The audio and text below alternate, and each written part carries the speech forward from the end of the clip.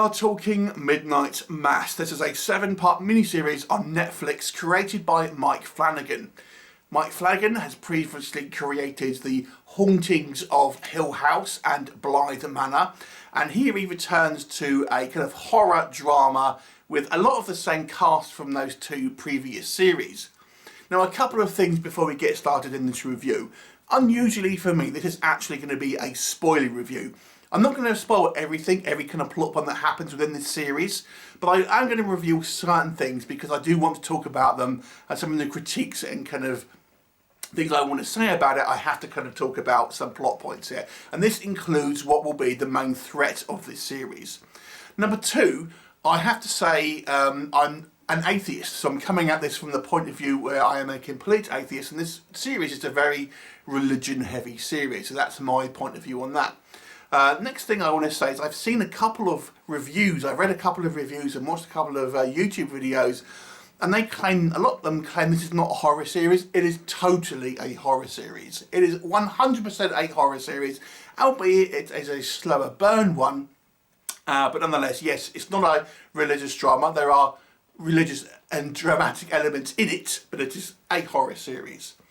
Okay, this whole series has a number of messages in it. Some are about addiction and how people cope with it. Some are about kind of family and how we may leave, certain relationships and how we should, deal with kind of family members. But the one that stood out to me the most, and I think, to be honest with you, coming from Hollywood, which has sometimes a somewhat, political stance, you might say, to me, this was a very clear commentary on how certain parties use religion to promote certain messages that may be of one agenda or another. To me, this was the most obvious metaphor this series was kind of going on, and it does it again and again.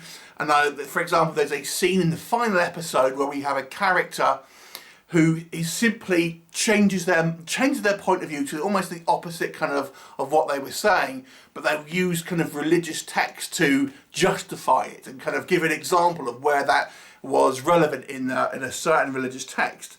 So to me, the parallels here of, again, certain parties using religious kind of iconography or words to try and underscore a message that is about something else, a certain party's agenda, and the parties in this, we'll talk about in just a second, I think was blindingly obvious to me. So I'm wondering if I'm wrong, although I don't think I am. Anyway, that's enough waffle about that, and we're going to come into it again in a little while, but I do want to talk about the plot very briefly.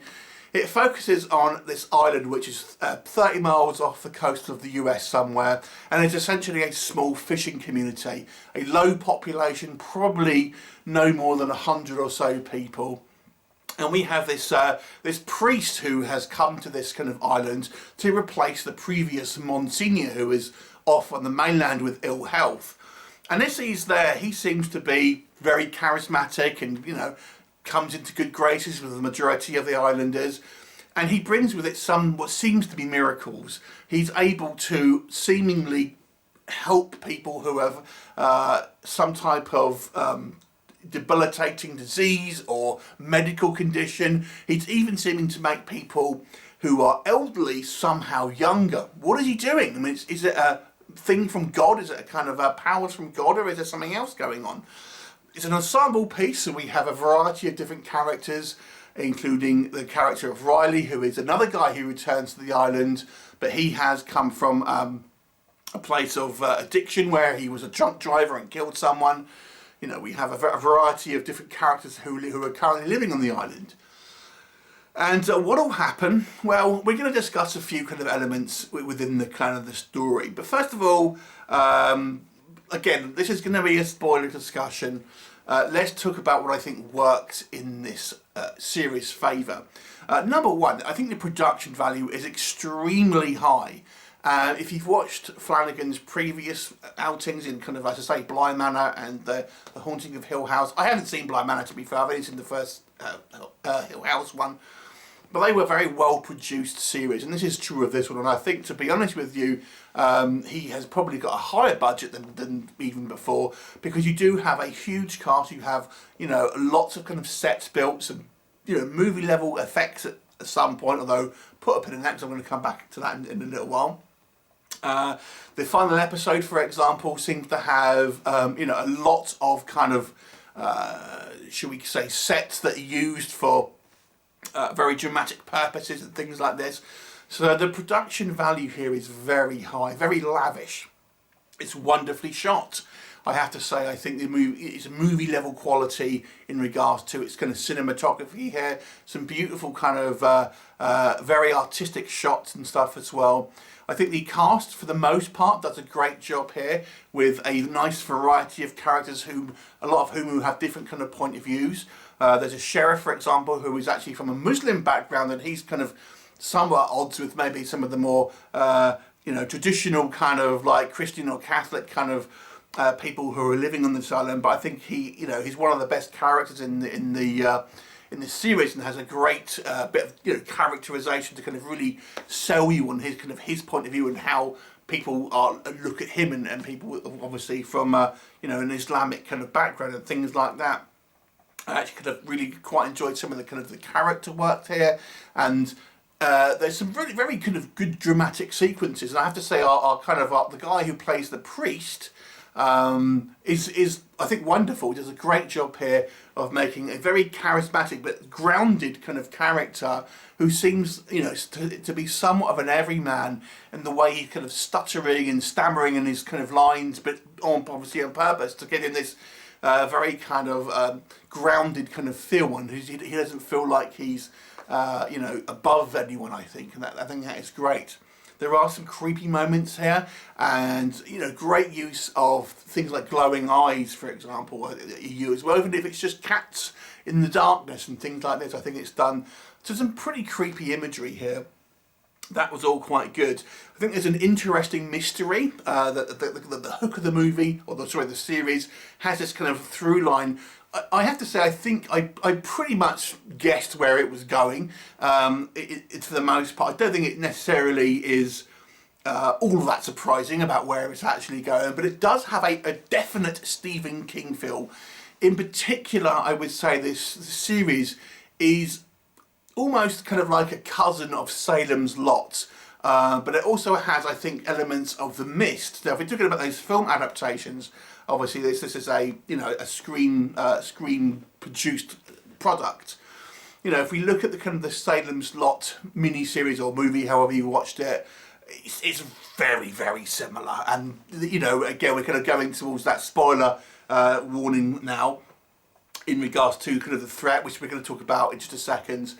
But also character from The Mist, for example, Mrs. Commody, who was a very kind of religious kind of zealot almost in that film, and that character almost has a kind of a equivalent in this movie, in this kind of adaptation as well. So it feels very, very kind of Stephen King, even down to the kind of like, you know, the coastal town, which obviously King is so famously a fan of. So if you're a Stephen King fan, I feel that there's a lot to enjoy here as well. Now, again, last warning before we really get into those spoilers. So this is essentially a vampire series. You know, it kind of hides the lead a little bit initially, but to me it was quite obvious what was kind of the threat here. I didn't think it really made too much of a surprise when that was kind of revealed. But we're gonna have a little bit of discussion about why I think there's the problem with that, and the reason why I wanted to bring that specific plot point up is because it's very obviously a vampire type creature, but no one in this cast of characters says the word vampires. It's like in this universe that these people live in, no one's heard of a vampire before.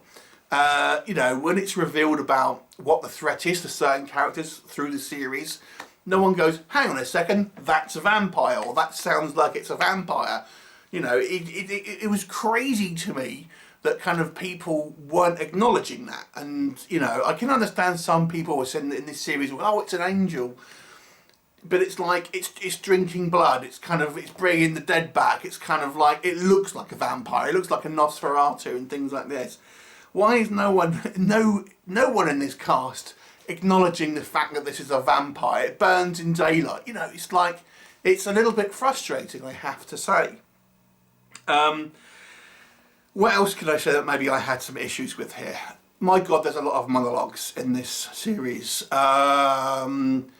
Yes, it goes on a little bit too much, and I have to be honest with you, I kind of checked out on some of these long monologues, and it didn't feel like it was necessary a lot of the time.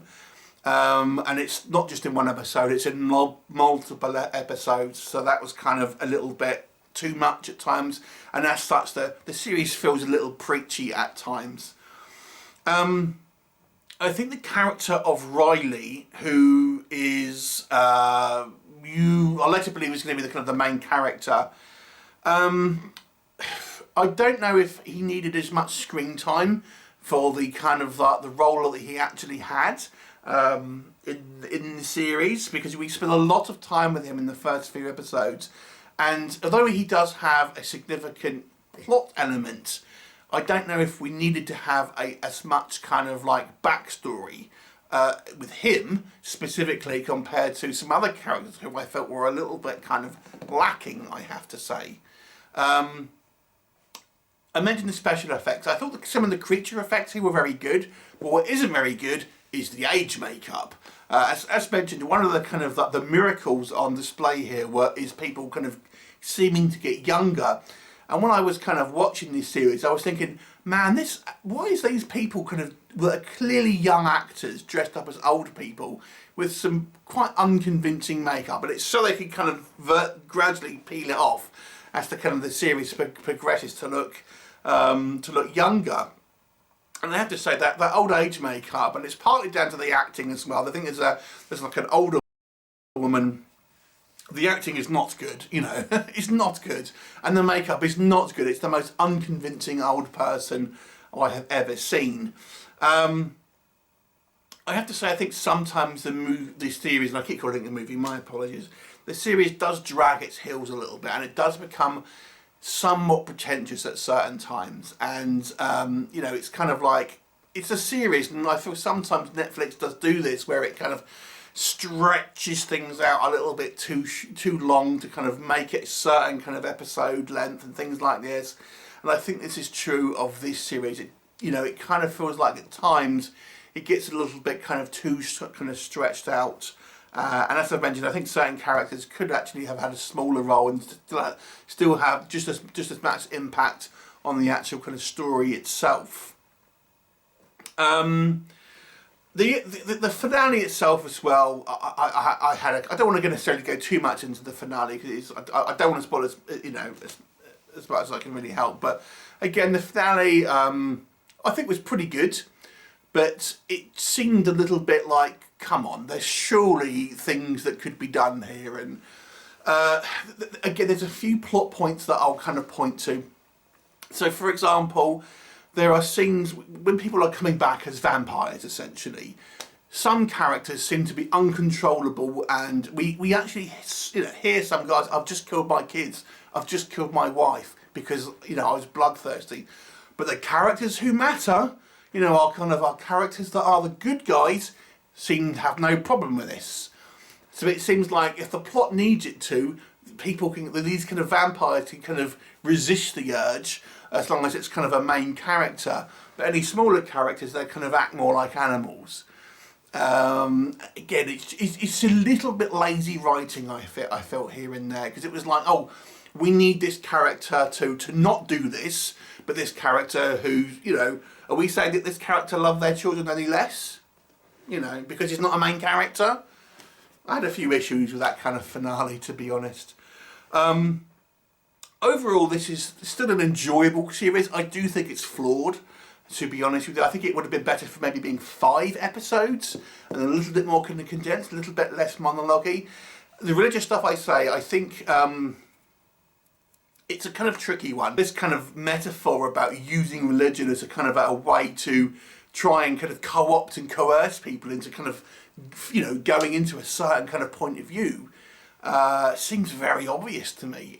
You know, but it seems to have a bit of commentary on it, but yeah, it's a dangerous kind of, it's a dangerous kind of road to go down in some ways, I think. But anyway, overall, like, this is worth watching. It's a good, well-made series, and it's, you know, you can watch it as a kind of a, you know, just a horror series and kind of ignore some of the kind of the messaging that it kind of has. And, you know, I appreciated its kind of like attempts to have messages about overcoming addiction and stuff like that, and even kind of how I to a point agree, you know, even as an atheist, about using kind of religion to kind of get what you want and get people to kind of, you know, shame them into kind of doing or thinking certain things and stuff. But it was flawed in my opinion as well. So it's going to be a 7 out of 10. Have you seen it? What did you think of it? Leave me a comment, and I'll look forward to seeing it next time. Bye for now.